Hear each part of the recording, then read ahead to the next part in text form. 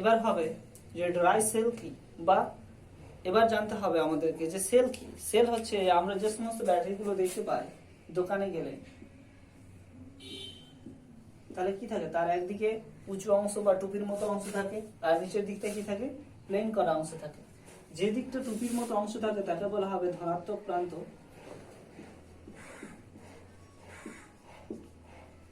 প্রান্ত বা মেরু। আর যে দিকটা মসৃণ থাকে বা প্লেন থাকে সেটাকে বলা হবে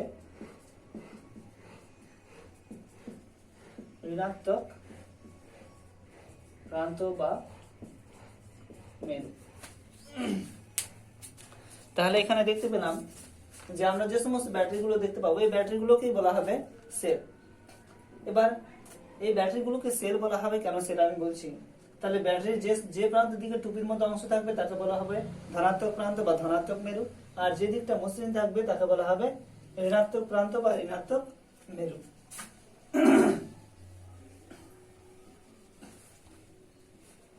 এবার হচ্ছে যে ব্যাটারিগুলোতে কি থাকে, যে রাসায়নিক পদার্থগুলো সঞ্চিত করা থাকে। ব্যাটারিগুলোতে রাসায়নিক পদার্থ সঞ্চিত করা থাকে এবং এই রাসায়নিক পদার্থগুলো পরবর্তীতে যখন এটা বদ্ধবর্তনীতে পরিণত হবে তখন এটাতে কি হবে, তড়িৎ প্রবাহ বা তড়িৎ প্রবাহিত করতে শুরু করবে। তাহলে প্রথমে কি আছে এটাতে, আর রাসায়নিক পদার্থ।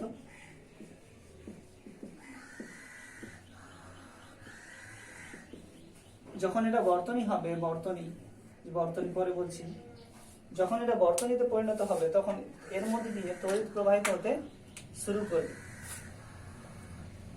তড়িৎ যখন প্রবাহ হবে তখন সেটা রাসায়নিক শক্তি থেকে তড়িৎ শক্তিতে রূপান্তরিত হচ্ছে। এবার একটি কোষের ক্ষেত্রে যদি রাসায়নিক শক্তি তড়িৎ শক্তিতে রূপান্তরিত হয়, শুধুমাত্র একটি সেল বা একটি কোষের ক্ষেত্রে রাসায়নিক শক্তি তড়িৎ শক্তিতে রূপান্তরিত হয়, তখন তাকে বলা হবে প্রাইমারি সেল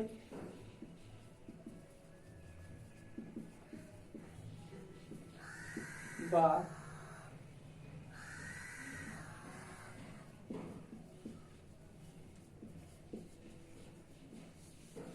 ডিসপোজেবল সেল। যে শুধুমাত্র একটি কোষ থেকে যদি রাসায়নিক শক্তি তড়িৎ শক্তিতে রূপান্তরিত হয় তখন তাকে বলা হবে প্রাইমারি সেল বা ডিসপোজেবল সেল। এবার যদি একটি থেকে বেশি হয়, যে যেমন সাধারণত আমরা দেখতে পাই গাড়িতে যে সমস্ত ব্যাটারি ব্যবহার করা হয় তাদের ক্ষেত্রে একটি সেলের পরিবর্তে একাধিক সেল থাকে, 6টি 7টি তারও বেশি যদি সেল থাকে তখন তাকে বলা হবে সেকেন্ডারি সেল। তাহলে যদি একটির অধিক থাকে তাহলে সেটাকে বলা হবে সেকেন্ডারি, আর যদি একটি থাকে তাহলে সেটাকে বলা হবে প্রাইমারি সেল। এছাড়াও আমরা দেখতে পাই যে হাতঘড়ি বা ক্যালকুলেটরে যে সমস্ত ব্যাটারি ব্যবহার করা হয়, ক্যালকুলেটরে বা হাতঘড়িতে যে সমস্ত ব্যাটারি ব্যবহার করা হয় সেই সমস্ত ব্যাটারি দেখতে কিরকম হবে, চাকতির মতো গোলাকার। তাহলে এই যে গোলাকার যে সেলগুলো হয় তাকে বলা হবে বোতাম সেল। কি বলা হবে, বোতাম সেল।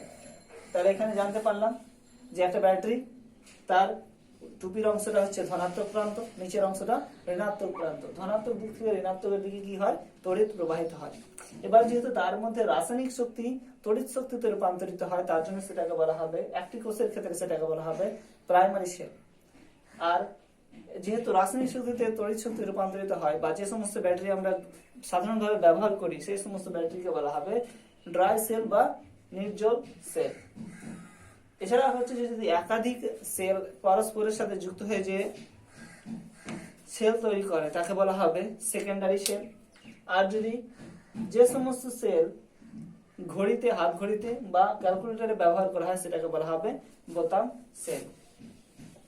এবার হবে সার্কিট বা বর্তনী কাকে বলবো। সার্কিট বা বর্তনী বলা হবে পরীক্ষার মাধ্যমে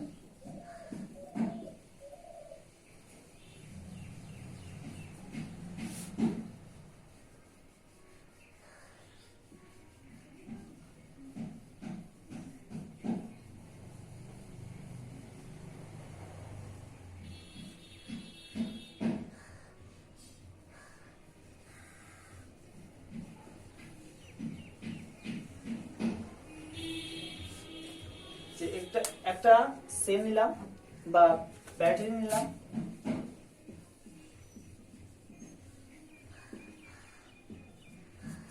যার ধনাত্মক প্রান্ত থেকে একটা তার কে বিন্দু অবধি গেছে এবং কে বিন্দু থেকে ওই তারটা আবার এ বিন্দুতে গিয়ে মিলিত হয়েছে, আবার ঋণাত্মক দিক থেকে একটা তার বি বিন্দুতে গিয়ে মিলিত হয়েছে।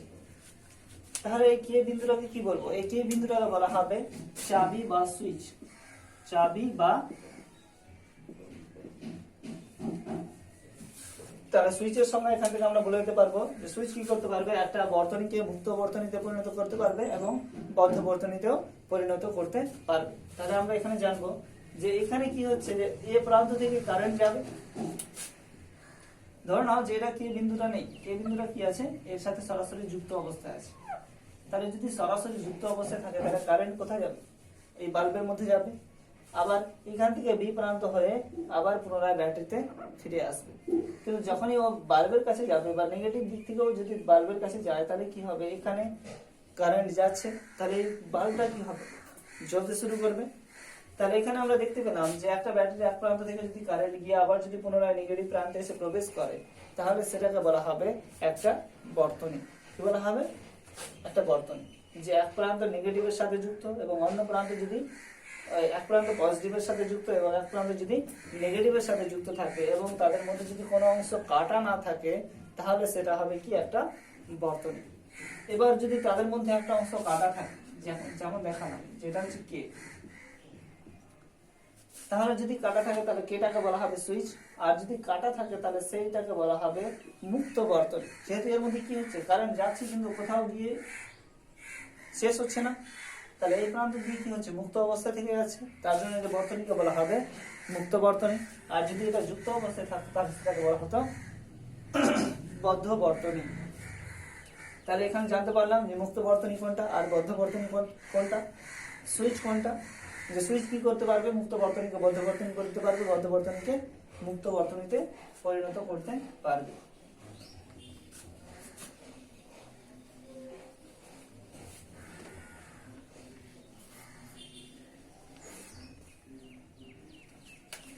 এবার হবে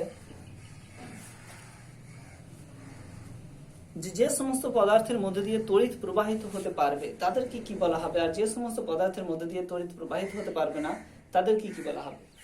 যে সমস্ত পদার্থের মধ্যে দিয়ে ধরে নাও যে তড়িৎ প্রবাহিত হতে পারছে, যেমন তামা, অ্যালুমিনিয়াম।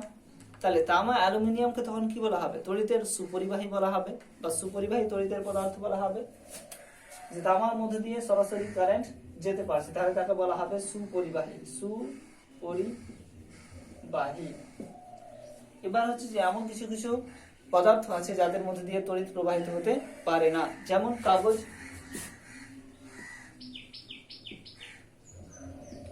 শুকনো কাঠ,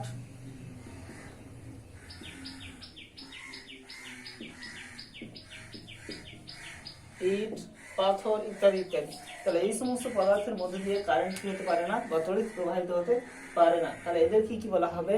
অন্তরক বলা হবে বা ইনসুলেটর বা কুপরিবাহীও বলতে পারবো।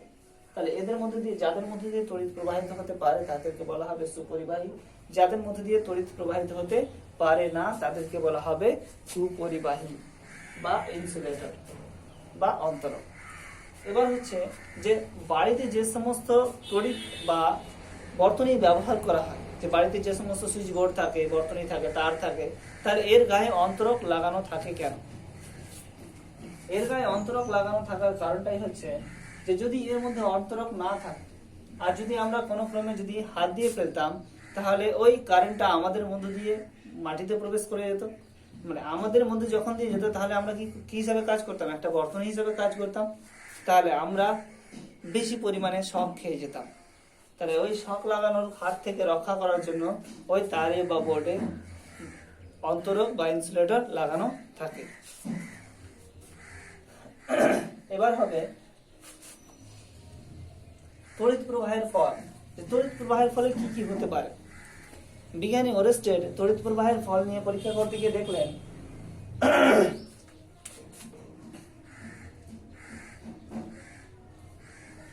তিনি একটা চুম্বক শলাকা নিলেন,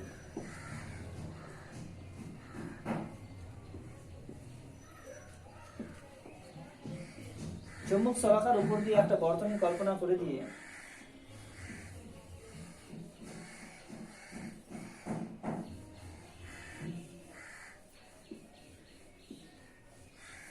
যে বর্তনীর এটা নিলাম একটা সেল, তারপর তার উপর দিয়ে একটা বর্তনী, বদ্ধ বর্তনী, এখানে নিলাম একটা চুম্বক শলাকা, চুম্বক শলাকা একটা স্ট্যান্ডের উপরে রাখলাম এমন ভাবে যেন সেটা অবাধে ঘুরতে পারে।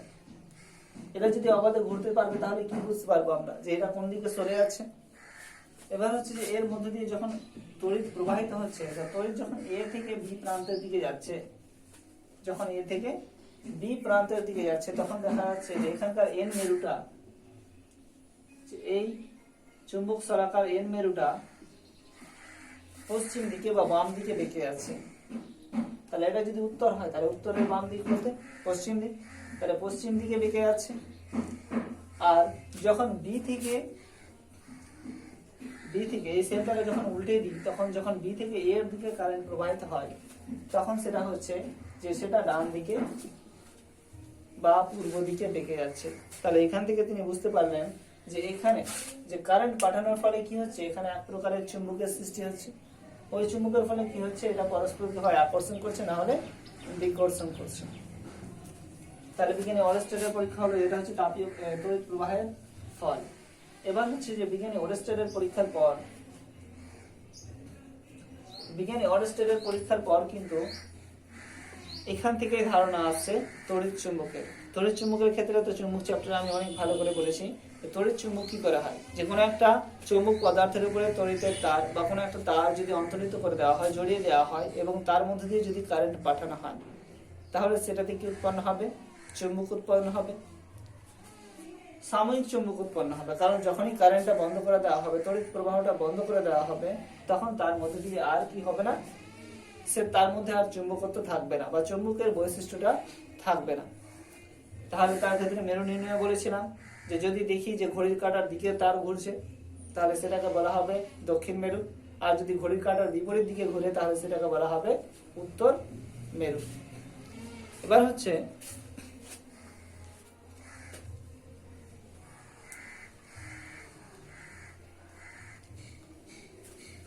যে কিছু কিছু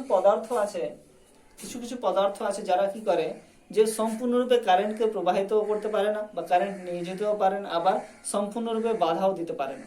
এদেরকে তাহলে কি বলা হবে, কিছু কিছু পদার্থ যাদের বলবো যে সমস্ত পদার্থগুলো তড়িতের সম্পূর্ণ পরিবহন করতে পারে না বা সম্পূর্ণ বাধাও দিতে পারে না, সেই সমস্ত পদার্থকে বলা হবে অর্ধপরিবাহী। যেমন সিলিকন, জার্মেনিয়াম। যদি বলা হয় যে অর্ধপরিবাহী কাকে বলবো, তাহলে অর্ধপরিবাহী বলা হবে যে সমস্ত পদার্থ তড়িতের সম্পূর্ণ পরিবহন করতে পারে না বা তড়িৎকে সম্পূর্ণ নিয়ে যেতে পারে না এবং তড়িৎকে সম্পূর্ণরূপে বাধাও দিতে পারে না, সেই সমস্ত পদার্থকে বলা হবে অর্ধপরিবাহী, যেমন সিলিকন আর জার্মেনিয়াম। সাধারণ ক্ষেত্রে আমরা একটা জিনিস দেখতে পাবো যে সুপরিবাহীর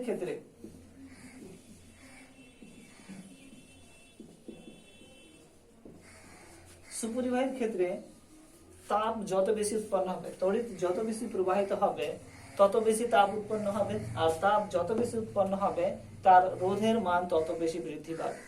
কিন্তু অর্ধপরিবাহীর ক্ষেত্রে আমরা দেখতে পাবো যে অর্ধপরিবাহীর